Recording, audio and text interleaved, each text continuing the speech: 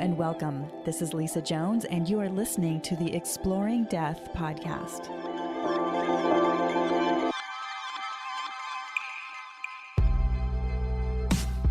Hello, and welcome to the Exploring Death podcast. I'm Lisa Jones, your host. Today, I have with me Brother Ed Salisbury.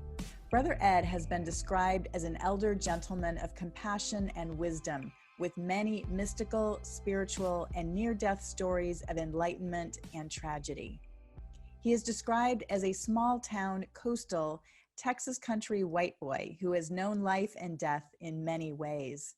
His life's mission is to enhance how we experience death and dying in our communities globally. Having died from a car wreck, a drowning, and a surgical accident, as well as losing his first wife to a drowning and a daughter to suicide, Ed has devoted much of his life to serving the dying and their families. With careers from corporate golden computer boy to nursing home orderly to yoga coach, hospice minister, and Texas funeral director, Brother Ed continues to serve when called. Welcome, Brother Ed. Namaste, Satnam, and howdy. Thank you. Wow, what an introduction. You've really seen the gamut of death in your life, not only for yourself, but also with your loved ones. So where would you like to start in our conversation? To get to the heart of the matter, we don't die. As much as we have this understanding, which I've been told is a misunderstanding, what we think of as dying and death is simply changing to a new chapter in our experience of expressing the source and the essence of who we are. And to that end, I never started out in this world to become an expert in anything other than riding motorcycles and collecting snakes in the wilderness.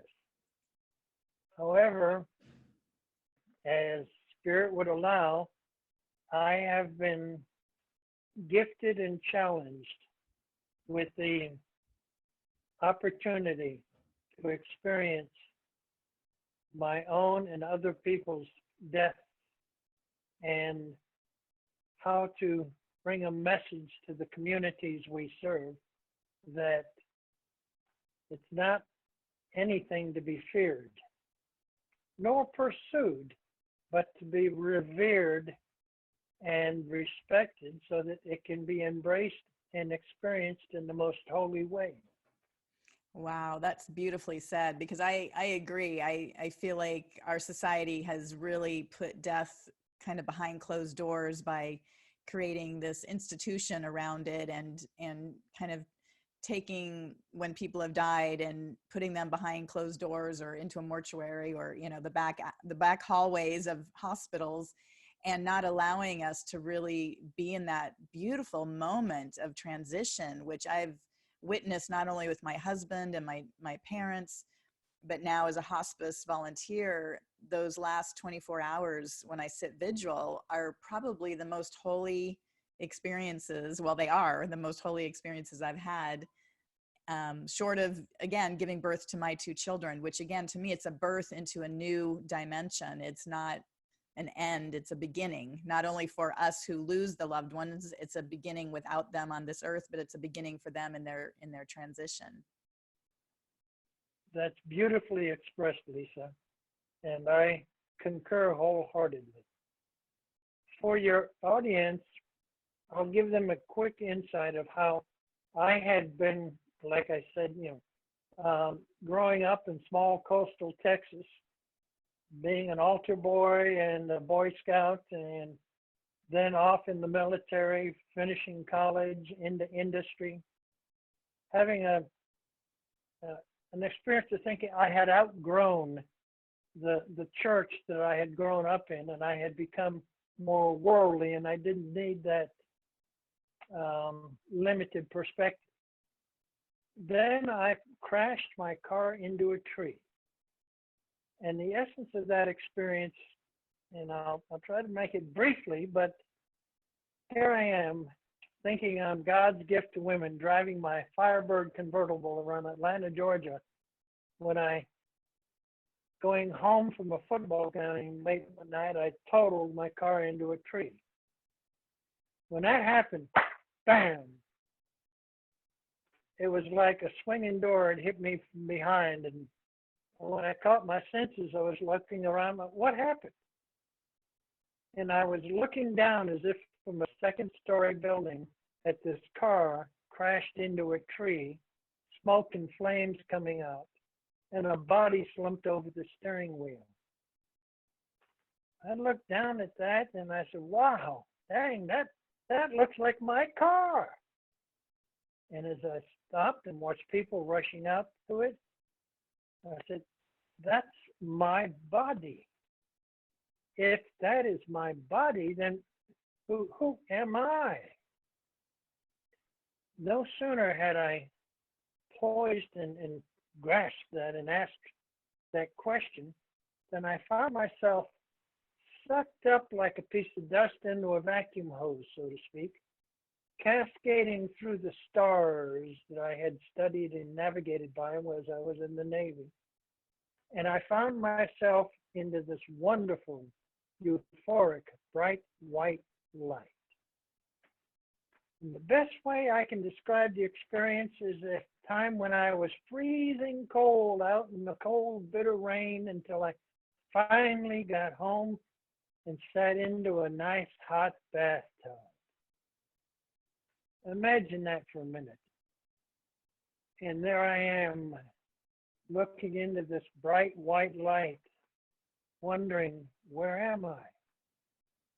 And pretty soon the image opened up as if when I walked into the Library of Congress, which is many, many stories. If you can imagine walking into a big Superdome and you walk into this dome and there's dim lights, but all you have to do is look at one particular section and the lights would brighten up. And that was thoughts about questioning my life and my reality. By this time, I'd already been in the military, and then I'd already gotten a degree in logic and physics. And as a Virgo, I was very much analytical about everything. And I would ask questions and like, where am I? And the answer was clearly in front of me. Why was I born into this family?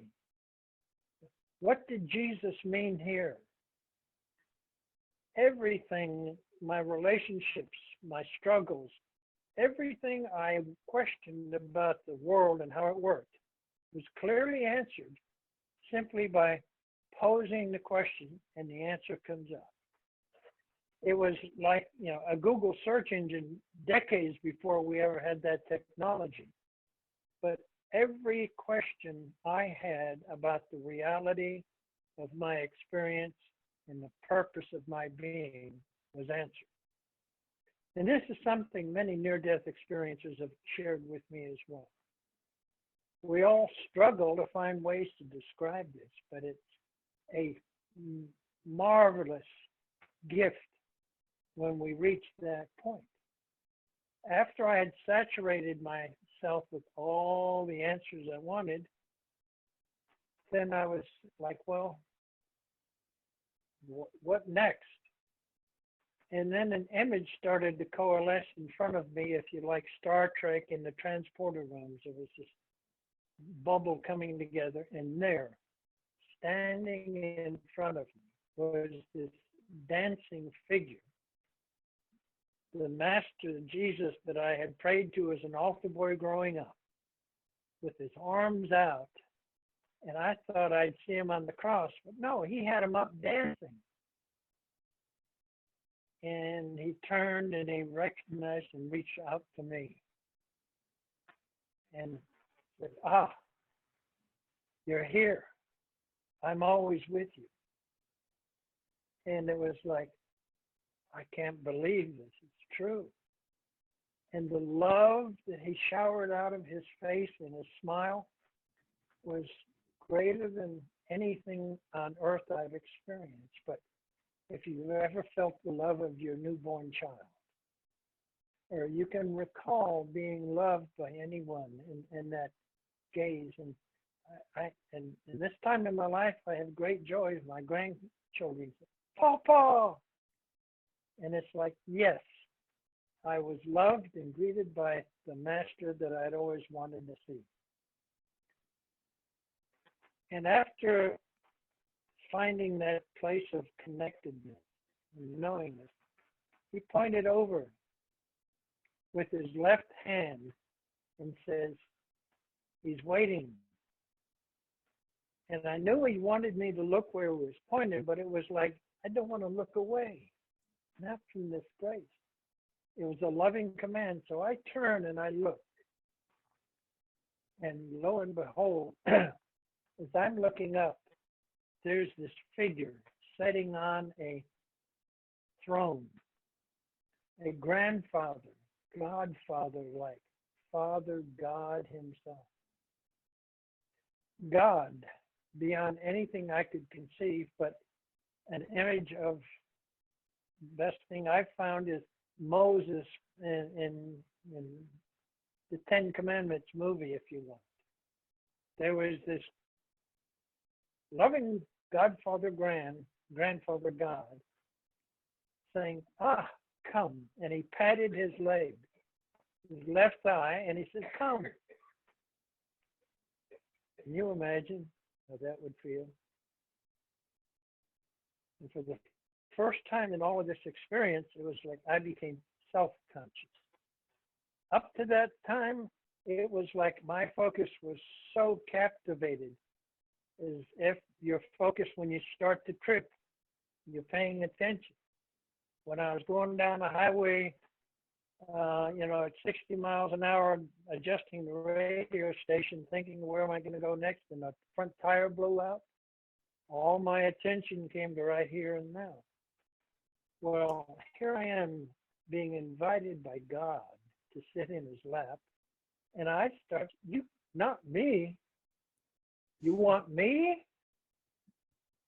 Like a child when Santa Claus, it's your turn. And no sooner did I pause and back away than bam, I was teleported into his lap. I'm sitting in his lap with his arm wrapped around my shoulder and my back, and his love coming out of his eyes.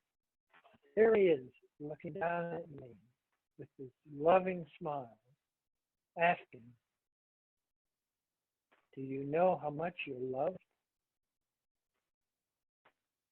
And of course, I'm still processing. Wait, I was taught that you're judging and vindicting. You love me unconditionally. And the nod was, and I can't believe I'm here. You're always in his arms. His words to me, you're always here. I'm always with you if you can only remember. And it took me, I can't tell you how many processes of coming to grips with, I am always lovingly in his lap, in his guidance. And when I finally said, okay, awesome. Then he points his hands down at my feet and he says, okay, are you through? And I know he wanted me to look down, but I didn't want to look away. I was afraid he would disappear if I looked away. But I looked down at his feet. And laying out at his feet was, if you ever had an old photo album when you picked it up and all the pictures fell out on the floor. There at his feet were all these pictures, memories of my life. I looked down, and no sooner did I focus on something than the whole experience came back to me. You may remember picking up a picture and recalling what it was like, especially if it was one of those classic moments in your life. So I look at this picture, and there I am a little boy growing up in Panama Canal Zone, stealing Coke bottles from the neighbor's garage so I could sell them to go to the movie. I not only saw that, I relived it. I was back there. I could smell the mustiness in the garage. I heard the clanking bottles. I relived running down the alley, checking back and forth, getting to the end and saying to myself, thank God nobody saw me. And then it was, uh-oh, you were there. And it was just, oh my, boy, am I in trouble now? And I looked into his eyes, and he looks back with a loving smile. And I said, I was a bad boy. That was so bad. And he kind of nodded, and he says, well, it's neither bad nor good in the greater scheme of things. It's a lesson for your learning. Are you through? And I took him, I can't tell you, time stands still in these experiences, but am I through? But this was bad. He says, I still love you. Are you through? And I love the word grok, to finally grok that message, to embrace it and make it my own, and saying, oh, okay, I'm forgiven. And more events, and another highlight was in the 5th grade. I was a fat asthmatic kid wanting to be one of the in crowd with the football bullies. And the girl who sat in front of me spoke with a lisp. And so I would make sure the guys were watching me, and I'd lean over and speak into her back lip. You having difficult with speaking, little girl? And no sooner did I remember my actions, I felt how I made her feel. I experienced not only those consequences, I witnessed her going home and torturing her cat out of frustration for her condition. And man, I felt so bad, so guilty, so shamed about, my God, that was terrible. And the response was again this nodding smile. Well, there are consequences for everything we think and say and do. In the greater sense, it's a lesson for the learning. Are you through? Everything that I was ashamed of, proud of, like, okay, in high school, at the beach, there was a girl drowning, and I was a Boy Scout, so I went out and I brought her back in and did CPR right there in the sand. I relived her coughing and spitting up, water and mucus in my face, and finally wiping it off, and her setting up, people patting me on the back. I recalled walking down the beach, looking into the sun, thinking, I should get a merit badge for this if I wasn't playing hooky. And I turned to God. That was a good one, wasn't it? And the response was again this loving acceptance. There are consequences for everything you think and say and do, my son. You were loved unconditionally. Are you through?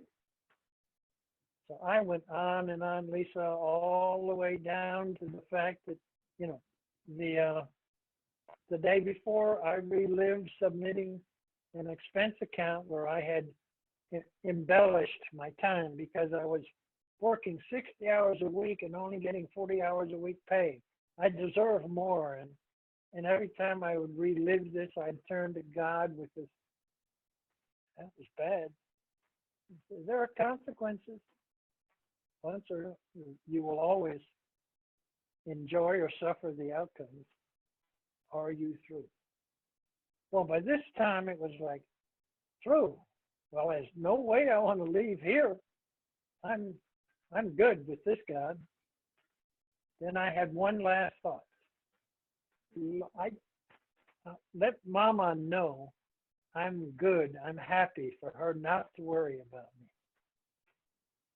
And in my experience, I reached down to close that book, thinking I was done with that, only to come to 2 weeks later out of a coma with my mother at the foot of the bed.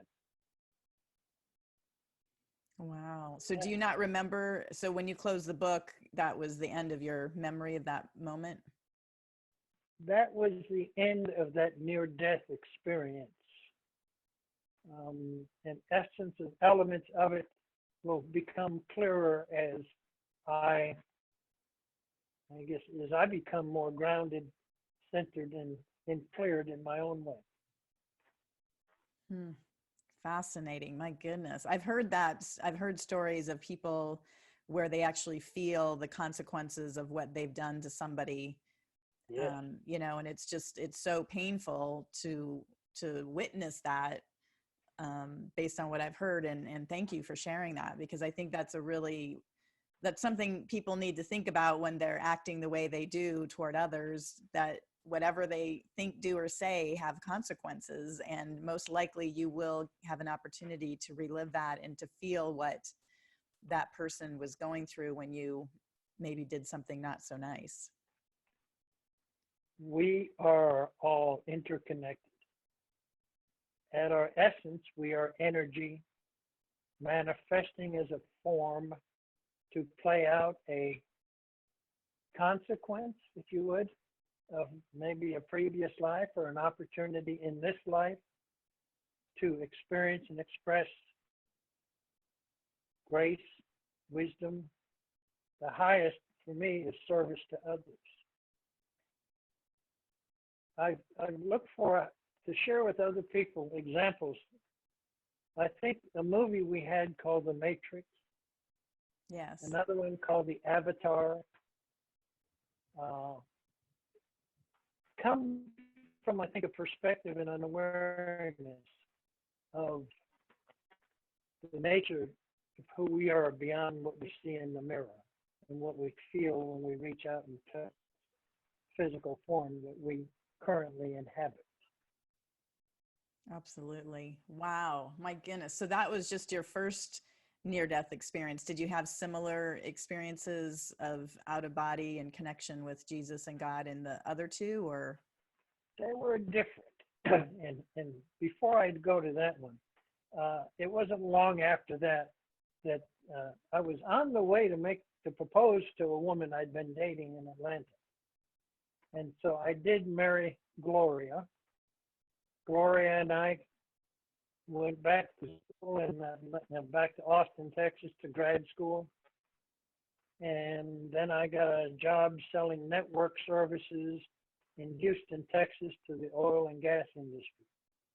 So I was number one sales for General Electric Information Systems, peddling what became the internet. Now, this was the 70s, if I may. And I was a nerd who had a little, looked like a typewriter portable, and you put a phone hook in it and log on over a carrier tone and interact. I was riding high in the world. Gloria and I had been following studies with Edgar Cayce and other organizations, studying Eckankar, and finally initiating into a mystic meditation teachings. If people want to hear more, go to sos.org. And there's this Hindu teacher who explains a lot of the followings. And so I was enamored with my successes and technological capabilities. When Gloria came into the room, I had a dedicated room with my computers because I would practice my presentations and log on all over the world to build up data. Then go in and make sales to presidents of oil and gas or the NASA organization, the space people. I became the number one salesperson in the country. But she came into the room and says, any idea what time it is? And, oh, just a minute. And I clicked on it. Oh, my goodness, it's 3 in the morning. And she says, 3 o'clock where? Oh, I click some more. Oh, it's 3 o'clock in Hawaii. And I remember looking at her and she says, at least a golf widow can count on her husband coming home when the sun goes down. Either those machines get out of this house or I'm leaving. That's when I recognized I had let technology become my addiction. And so I had to leave machines at home, at work. And then she says, you promised to take me sailing Labor Day, and here it is almost Halloween. So I borrowed my sister's day sailor, and we went sailing at Corpus Christi Bay, which is one of the nice bays on the coast of Texas. And on the way back, it was late in the evening, we took turns, me, Gloria, and our Labrador dog were riding a good wind back to our campsite when I was lying down watching the stars and tracking a satellite go through the sky, and she was on the tiller in the jibe. If you know, in sailing, when the wind comes across the back, it grabs the foam, the boom, and it more rapidly. She got hit in the head and knocked overboard. Mm. I screamed. Bear with me a minute. I threw a life jacket. I saw her head bob up in the water, and I dove in. I had to go down, but I couldn't bring her up to the surface. And when I let go and got up to gasp air, all I could do was, F you, God.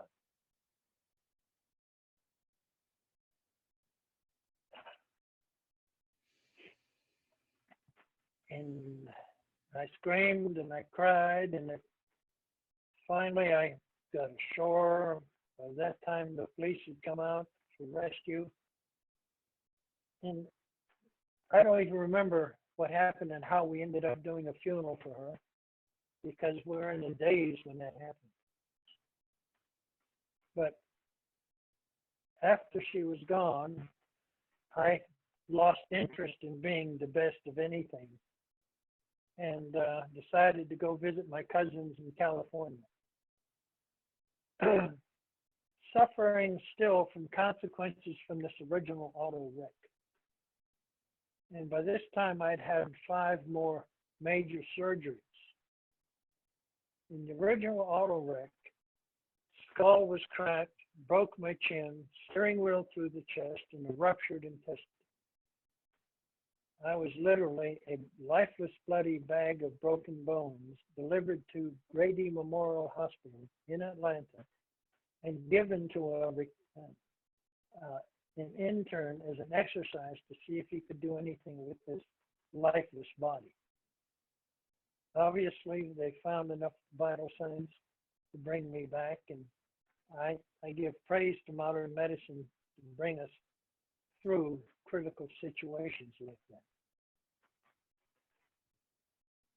After Gloria died, I went, where am I going to go? What do I want to do? And I ended up visiting my cousins in California, having a great big party. All of the friends were saying, hey, Cousin Eddie's come to town, y'all come. It was a 2-day festival. And they had a nice home in Tiburon. It's a little town on the northern shores of San Francisco. I actually got engaged in Tiburon. Okay, well, their home, had a little back patio, go down a little bit, and then a swimming pool, and down a little bit more, so I could sit on the patio, look over the bay of San Francisco. Well, after a day of coming and going, and finally it was getting dark, and all the party was going on, and I was weary of it, so I decided to just go back out to the pool, still in my swimming suit. Climbed up on the ladder that slides back to the pool because I'm all alone now back there. I lean back, decide I'm going to go down facing the sky like I had earlier. But I repeated to myself an old burial at sea that I had learned as I was at the Naval Academy, and we had ceremony to teach things like this. So I made these words, and as I picked up my feet, starting to slide down the slide, a thought came to me about, is the water still there? I turned my head just to verify that. As it came off the slide, I hit the water. Whoa, there we go. Snapped my neck, like so. And after snapping my neck, I sank to the bottom of the pool.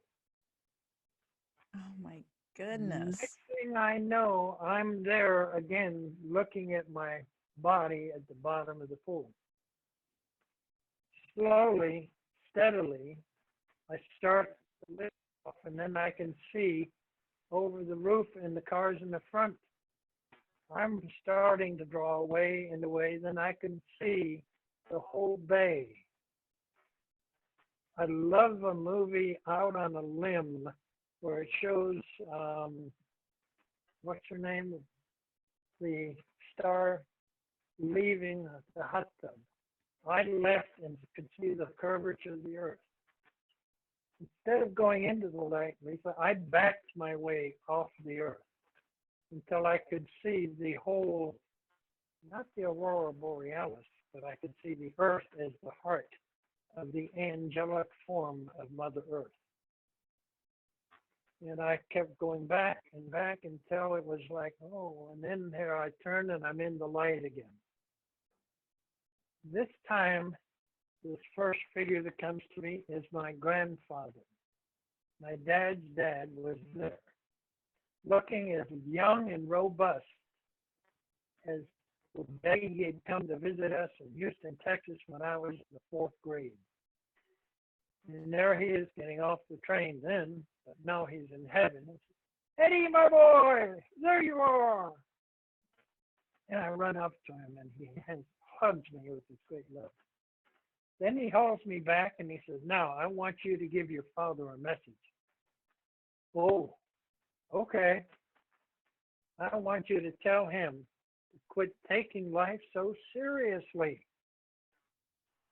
Well, you can imagine getting a loving commandment from someone that's so dear to you as dear to me as my granddad. Okay, Grandpa, I promise I'll do it. He says, okay. And he turns and lets, he says, now, go. And so I turn, and here I am again in this white heavenly light. Robin Williams did a movie, What Dreams May Come. And the illustrations of him in, well, heaven, hell, looking for his lost life, all of beautiful, vibrant life essences. And I was in this garden of awesome delight. And a figure started to coalesce in front of me again. This time, it was Gloria. There she was, standing before me, as radiantly beautiful as the day she came to marry me.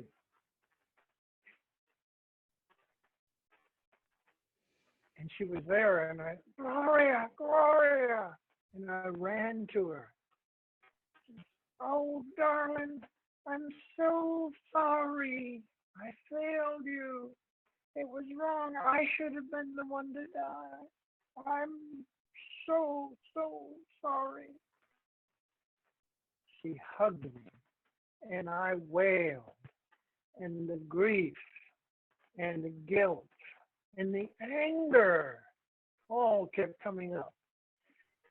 And if you've ever held a child in a tantrum, it was that kind of experience for me about, I want you, and she held me and let me process it out. And she held on to me, and she says, "That's right. I am where I'm meant to be. It's time for you to set me free." Hmm. But you don't understand how it hurts, how bad it wasn't right. It should have been. And she would stay like a loving mother, holding me until I finally exhausted myself with grief and reason, unreasonable reasoning. And finally she says, "Okay." I said, "You're right." Her words again ring in my heart, and it's like chiseled in the 10 Commandments of stone. Your grief and your guilt and your anger and shame holds me back as much as it does you. Set us both free. No, it is what it was meant to be. You are forgiven. I am always where I'm meant to be and happy and free. You get that? And it was that moment of, ah, you're right, you're right, I get it. And no sooner did I say that, Lisa, she puts her arm around me, turns me around, and points down at this body at the bottom of the pool. Looks me in the eyes and says, "Is that any way to leave your family?" And I look down at that. I look into her eyes, and I said, "Dang it, I hate it when you're right." In that next instant, some force pushed me up on the edge of the pool as I rolled over, coughing up blood and water, and my cousins came calling my name out, down, looking for me. Picked me up, and in a daze walked me back into the house and let me just lay down and pass out until the next day. Wow, amazing. I would have never come up with that in 100 years, but somehow, as much as it was a painful experience, it was also a gift. It was. And the power, and what I love about what you do here is to help not only examine or explore, but I say embrace death. Death is our constant companion, the most universal experience humankind can have. To the degree that we embrace it, that we respect and honor it, and work to serve others so that as we give, we too will receive. One of the outcomes of my life and this path, because I went from that being a nerd to becoming a yoga teacher and healing my own body, and then met the IANS community in Seattle, went to study in India, and came home with my teacher. I'll digress for a moment. Here I am. I finally got to visit the teacher in India after 7 years of petitioning. May I come visit? He said, "Well, we only accept you Westerners. The only requirement is you have a return ticket. You may come, you may stay, but you must have a ticket home and go when we say go." Took me a while being with him. I finally got to sit down with this master and teacher, and I asked, this was my experience. And I described the near death about my drowning and coming back. And after telling him about that, I asked him, well, what do you think? And he stops and he says, well, brother, I do that every night.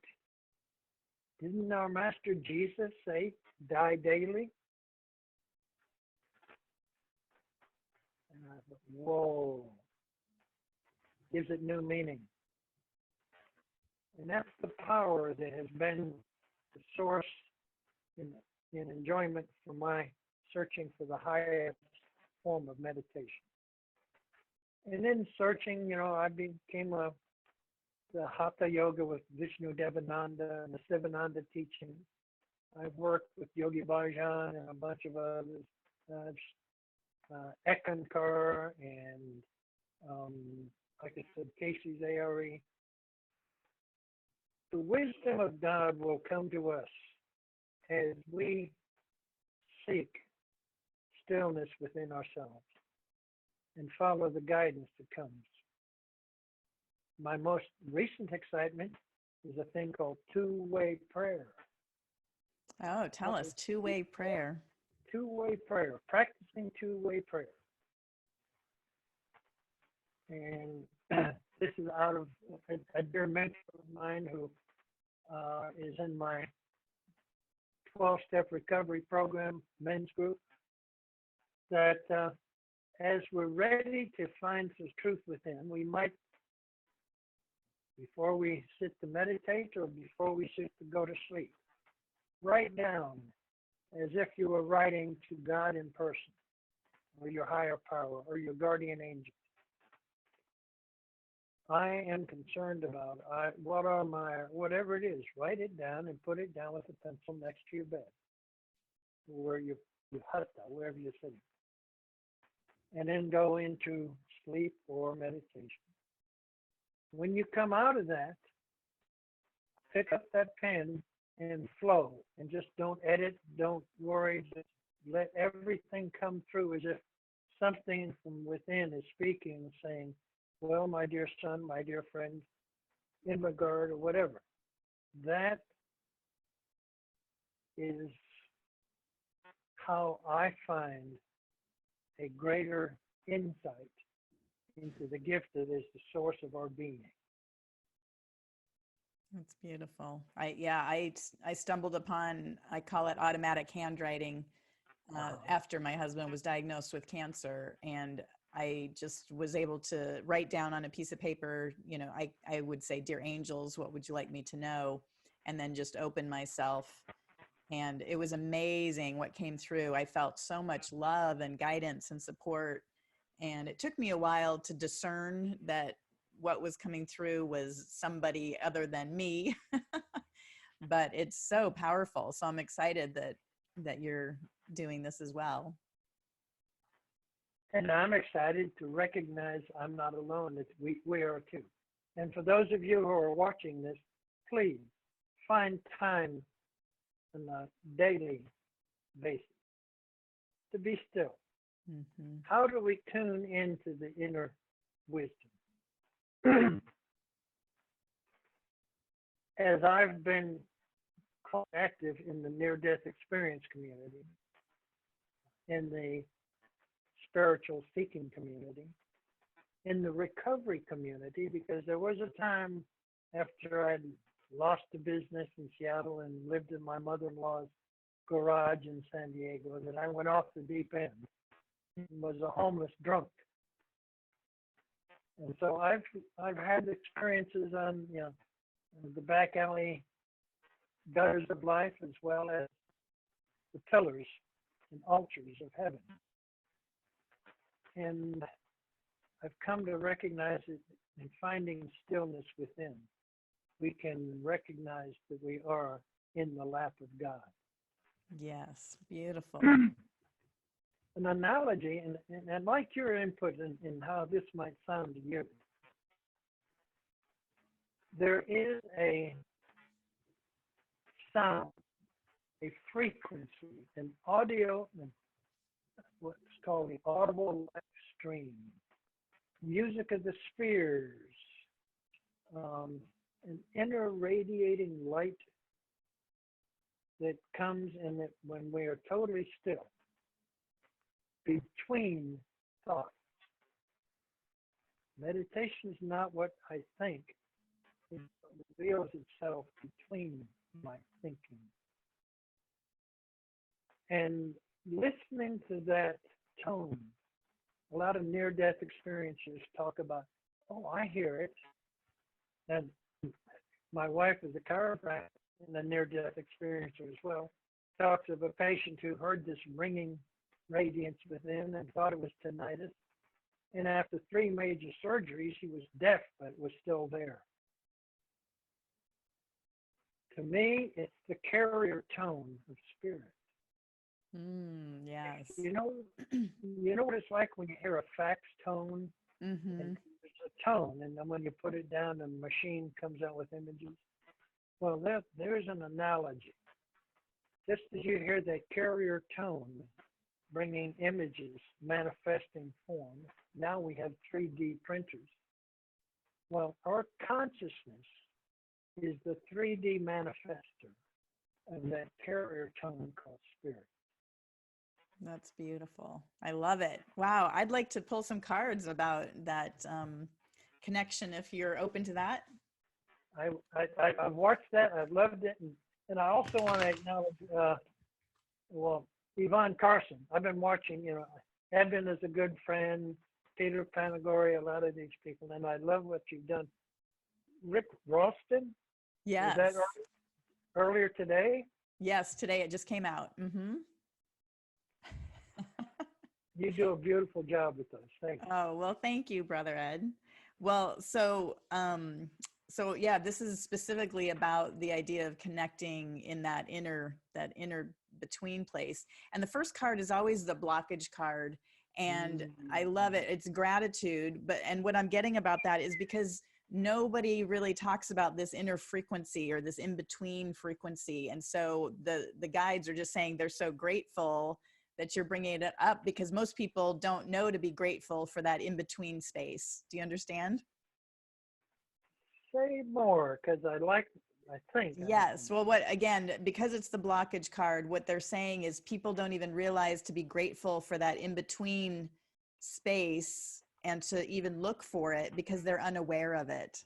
And they're grateful that you're bringing it up so that people can resonate with it. Okay. So very beautiful. And then the action card is abundance. And again, what I'm getting is that it's there all the time. It's there for us to flow with it, to be able to, be one with it. My whole body is just tingling with excitement and that's always my God, yes, is when my spine tingles and, it's just a real positive experience. And then the outcome card, which I love as well, is focus.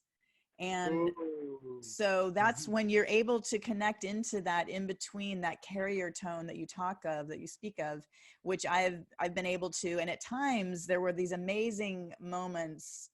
It went on for quite a while after my out of body experience where I literally thought I could hear the angels singing in that.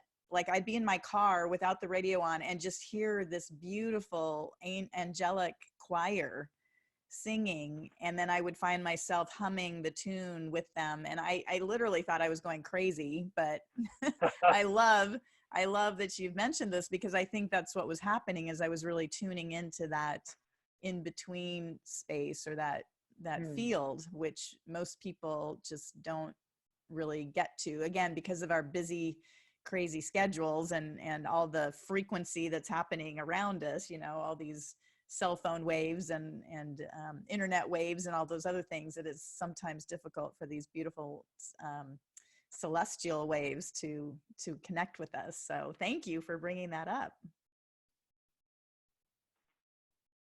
I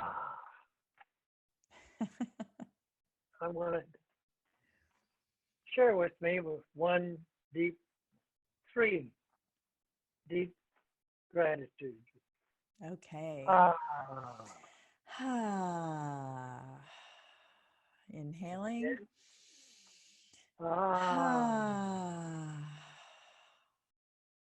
And once more.